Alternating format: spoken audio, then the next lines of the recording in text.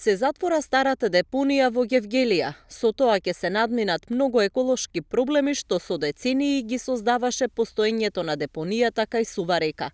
Оваа депонија се сметаше за рак рана на градот поради честите палења и загадувањето што го предизвикуваше причадењето, но и самото постоење на отвореното ѓубрилиште.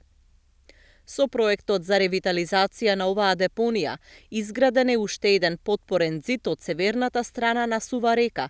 Комуналниот отпад на оваа дива депонија беше покриен со заштитна прекривка геотекстил, врз која има тампон од песок и земја.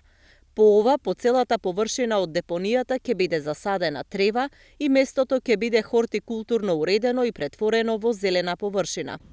По затворањето на дивата депонија, целиот комунален отпад во наредниот период ќе се депонира на новата времена депонија кај Новоконско. Депонијата почна да се затвора летото 2021 година, по објавениот јавен повик за затворање на депонијата кај Сува река.